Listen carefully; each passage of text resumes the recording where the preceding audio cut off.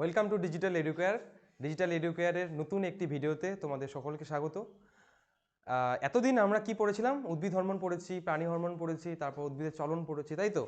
আজকে আমরা একটা নতুন টপিক শুরু করব, সেটা কি? স্নায়ুতন্ত্র, ইংরেজিতে বলি আমরা নার্ভাস সিস্টেম।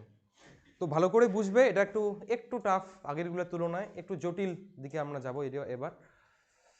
তো স্নায়ুতন্ত্র, আমরা হরমোনকে পড়েছিলাম কি একটা রাসায়নিক সমন্বয়ক হিসেবে, তাই না? মনে রাখবে, এই স্নায়ুতন্ত্র হচ্ছে আমাদের ভৌত সমন্বয়ক বলা হয়। ভৌত সমন্বয়ক, ভৌত সমন্বয়ক হিসেবে কাজ করে। মানে কি? ফিজিক্যাল কোঅর্ডিনেশন ইংরেজিতে বলে। এই যে আমি দাঁড়িয়ে আছি, তোমরা কথা বলছো, তোমরা যে আমাকে দেখতে পাচ্ছ, বা আমি রাস্তা দিয়ে হেঁটে যাচ্ছি, সব কিছু কে নিয়ন্ত্রণ করছে? এই স্নায়ুতন্ত্র।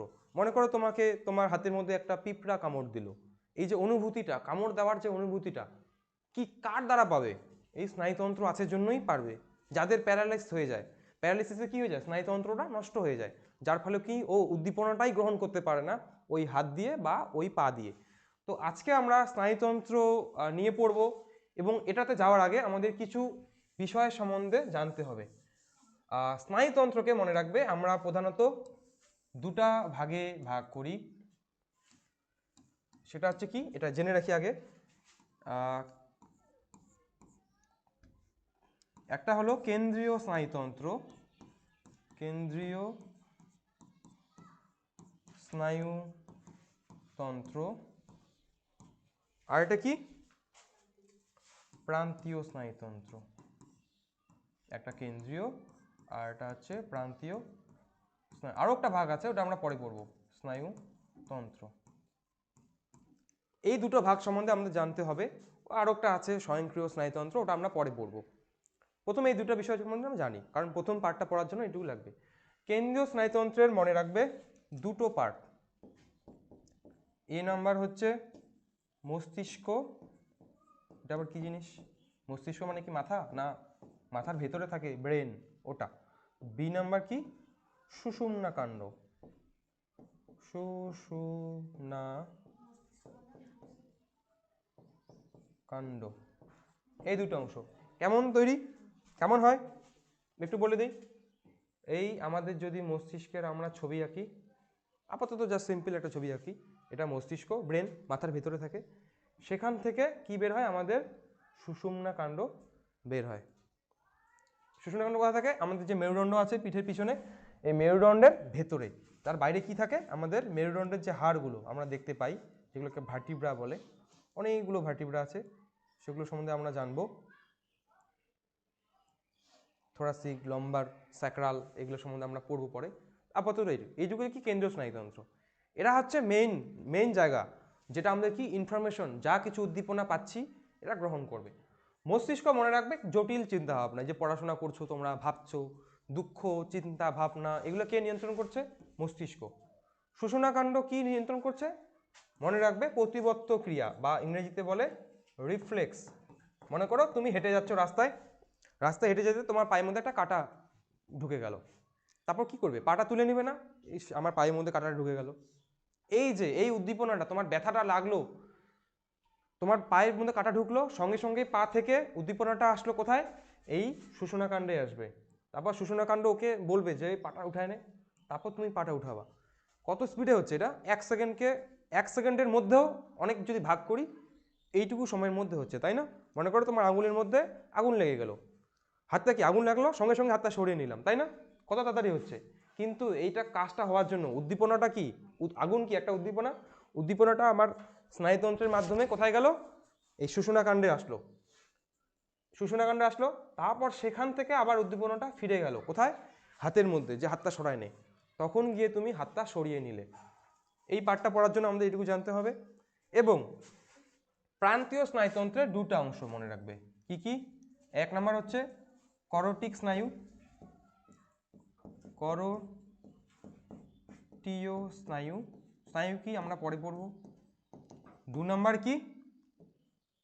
1 নম্বর করোটিয় স্নায়ু, বি নাম্বার হচ্ছে সুষুম্না স্নায়ু, সুষুম্না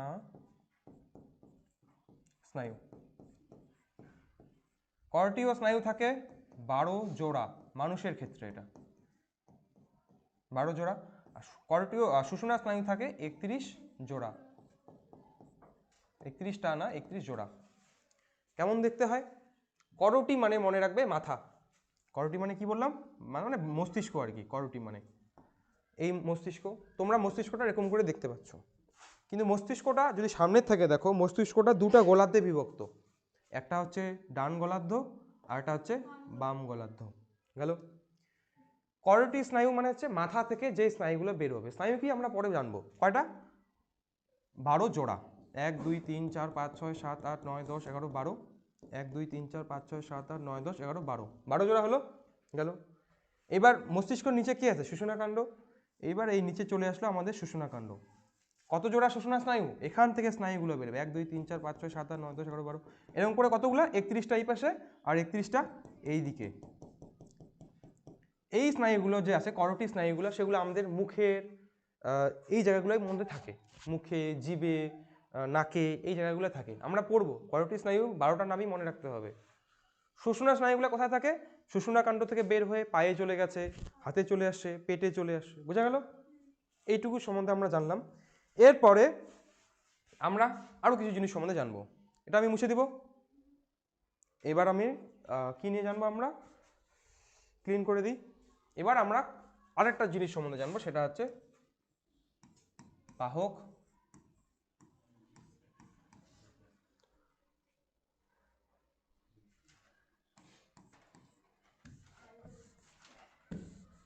প্রথমে হচ্ছে গ্রাহক, তারপর হচ্ছে কি বাহক, আর এটা কি আমরা পড়বো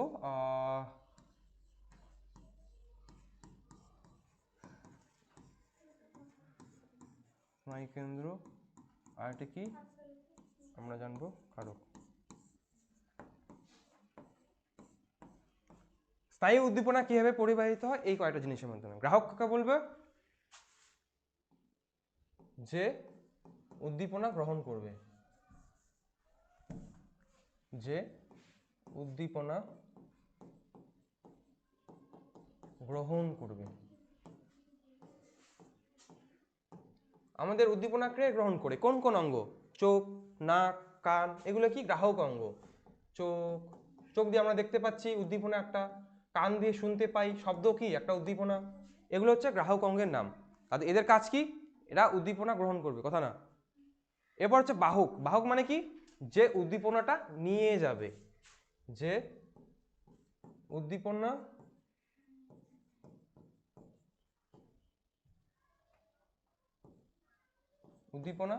বহন করে।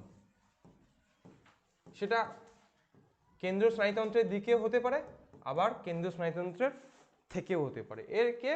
এটা হচ্ছে নিউরন, নিউরন বা স্নায়ুকোষ। এর কাজ কি? উদ্দীপনা বহন করা।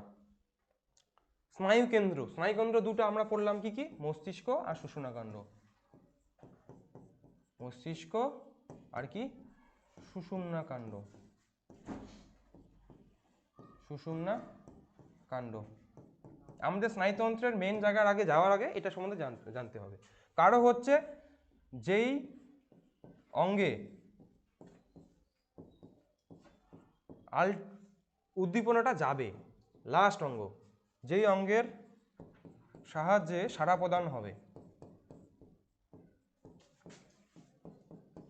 সাড়া প্রদান হবে, এটা কি বলে দিচ্ছি, সেটা পেশি হতে পারে বা কোনো গ্রন্থি হতে পারে। এটুকু একটু করে নাও, সবাই করে নাও তোমরা। আমি একটা ছবি আঁকছি। কিসের ছবি? আমার একটা সুন্দর একটা হাতের ছবি আঁকি। এই আমরা সুষুম্নাকাণ্ডের একটা অংশ আঁকলাম।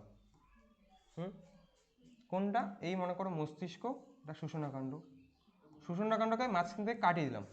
এরকম ছিল আগে জিনিসটা, এরকম করে কেটে দিলাম, তারপর তোমাকে এরকম করে দেখালাম। তোমরা এই অংশটা দেখতে পাবে সবাই, এই অংশটার ছবি আমি এঁকেছি। এবার মনে রাখবে সুষুম্নাকাণ্ডর যদি কাটি, ওর ভিতরটা হয় গাঢ়, মানে ধূসর রঙের। এখানে নীল করে দিলাম আমি। এটাকে বলা হয় ধূসর বস্তু। এটা ধূসর বস্তু। আর বাইরের দিকে যে অংশটা ফাঁকা যেটা আছে, এটাকে বলা হয় শ্বেত বস্তু। আমরা কেন ধূসর বস্তু বলে শ্বেত বস্তু পরে জানবো। এবার এখান থেকে সুষুম্নাকাণ্ড এখানে, এবার এখান থেকে আমি হাতটা যে আছে এই হাতটার ছবি আঁকবো আমি। এই মনে করো আমি একটা হাতের ছবি আঁকলাম, জাস্ট সিম্পল, অত সৌন্দর্যর ব্যাপার নাই এখানে, বোঝানোটাই মেন। এই আমাদের 2 3 4 এমন গেল গেল। এইবার আমরা কি নিয়ে পড়ছিলাম, প্রথমে আমরা কি বললাম, গ্রাহক যে উদ্দীপনা গ্রহণ করবে। এখানে আমাদের স্কিন, আমরা যদি এখানে একটা পিঁপড়া কামায়, পিঁপড়াটা কামড়টা কোথায় দিবে, স্কিনের মধ্যে দিবে। এটা কি উদ্দীপনা একটা, উদ্দীপনাটা কে গ্রহণ করবে, স্কিন। এটা কি গ্রাহক হয়ে গেল, উদ্দীপনা গ্রহণ করলো। এইবার উদ্দীপনাটা কি এর থেকে যাবে, কোথায় যাবে, কেন্দ্রীয় স্নায়ুতন্ত্রের দিকে, তাই তো। কার মাধ্যমে যাবে, বাহকের মাধ্যমে। এটা কি তাহলে, বাহক, লিখে নাও গেল। এইবার উদ্দীপনাটা কোথায় যাবে, স্নায়ু কেন্দ্রে। স্নায়ুকেন্দ্র কোনটা, এই যে এটা সুষুম্নাকাণ্ড ছবি, তাই তো। এটা কি সুষুম্নাকাণ্ড,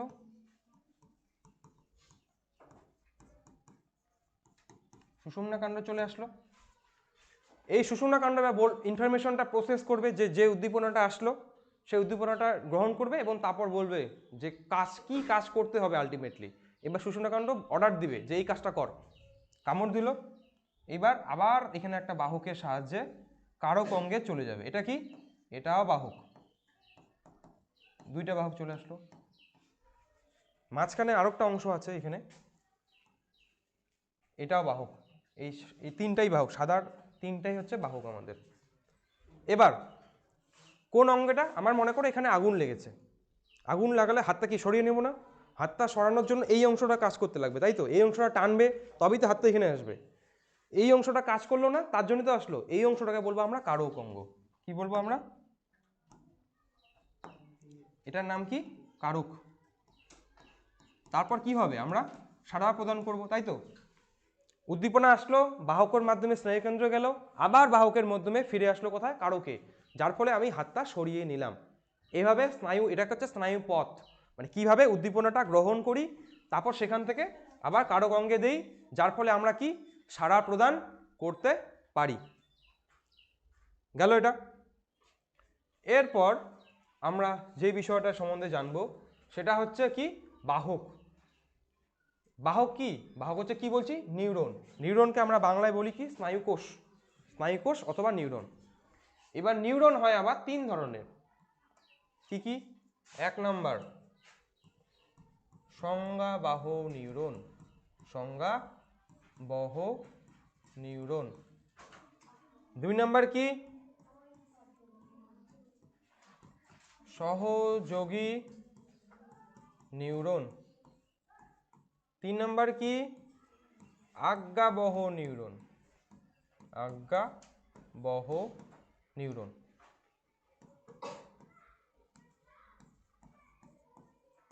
তোমরা পরপর লিখবে, ঠিক আছে, তোমরা নিচে নিচে পরপর লিখতে যাবে।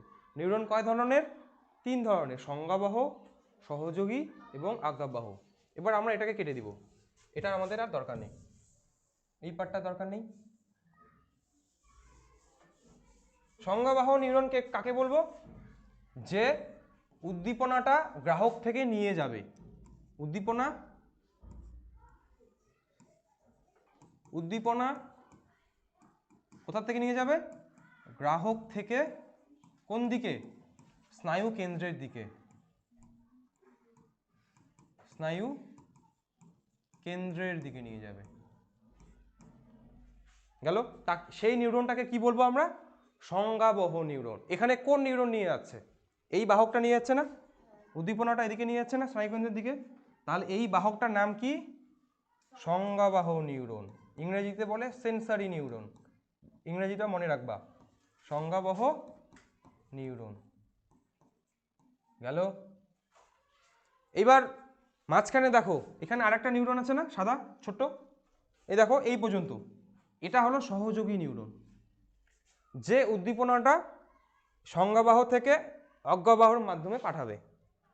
এটা যাওয়ার আগে আমরা অজ্ঞাবাহটা সম্বন্ধে জানি। অজ্ঞাবাহ নিউরনকে, এই নিউরনটা হচ্ছে স্নায়ু কেন্দ্র থেকে, স্নায়ু কেন্দ্র থেকে উদ্দীপনাটা কোথায় নিয়ে যাবে, কারকের দিকে নিয়ে যাবে, তাই না।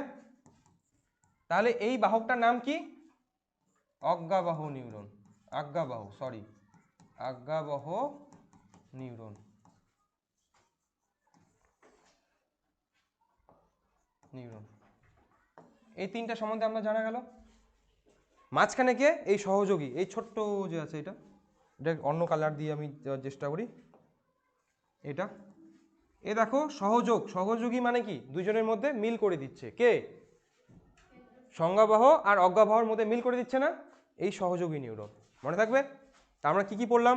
বাহক, সরি, প্রথমে গ্রাহক যে উদ্দীপনা গ্রহণ করলো, বাহক যার মাধ্যমে উদ্দীপনা যাবে, তারপর স্নায়ুকেন্দ্র, মস্তিষ্ক সূচনাকাণ্ড, তারপর কি বললাম আমরা? কারক, মানে যেই অঙ্গটার মধ্যে কাজ করবে, তার ফলে আমরা কি করব? সাড়া প্রদান করলাম। এটা হচ্ছে স্নায়ুপথ। তাহলে কি কি আর নিউরনের আবার তিন ধরনের: সংজ্ঞাবাহ, সহযোগী এবং আজ্ঞাবাহ।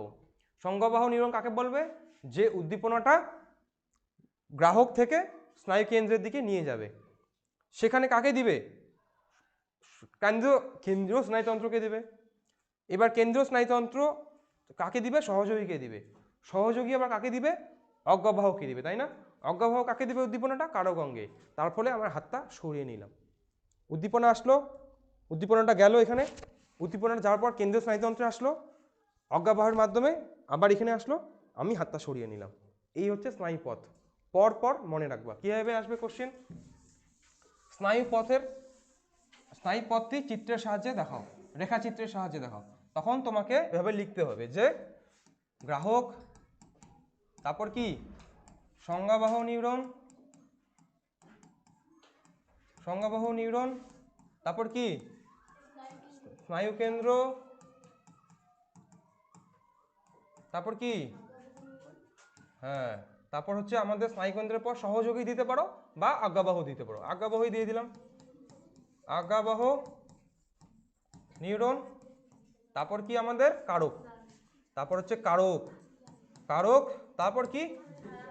এরপর হবে আমাদের সাড়া প্রদান। লিখে নাও কথাটা। পরীক্ষা এটা 2 নম্বরের জন্য আসে। এটা কি বলবো? স্নায়ুপথ।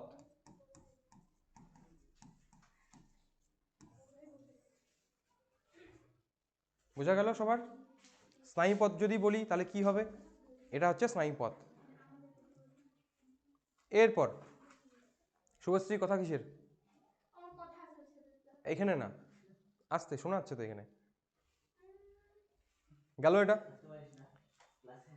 এরপরে আমরা পড়ব কি? আরো একটা অংশ নিয়ে। সবার হয়ে গেছে এটা করা?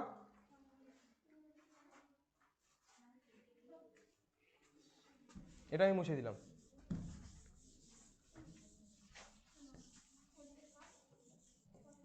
এরপরে আমরা যে বিষয়টি সম্বন্ধে জানবো সেটা হচ্ছে স্নায়ুকেন্দ্র, মানে স্নায়ুতন্ত্র বা নার্ভাস সিস্টেম 3টা অংশ দিয়ে তৈরি। নার্ভাস সিস্টেম বা স্নায়ুতন্ত্র 3টি উপাদান নিয়ে তৈরি। উপাদান। কিন্তু আমরা এই পার্টটা পরের ভিডিওতে তোমরা পাবে। তো আজকের মতো এই ক্লাসটা এখানেই আমরা সমাপ্ত রাখবো, কারণ এর বেশি দীর্ঘায়িত করা যাবে না। কিন্তু পরের ক্লাসটা আমরা স্নায়ুতন্ত্রের উপাদানগুলো মনে রাখবে, পড়ার জন্য কিন্তু এই জায়গাগুলো জানতে হবে। তাই ভিডিওটি ভালো করে দেখবে এবং বারবার বোঝার চেষ্টা করবে যদি না বুঝে থাকো। আজকের ভিডিওটি এখানেই থাকলো। Thank you.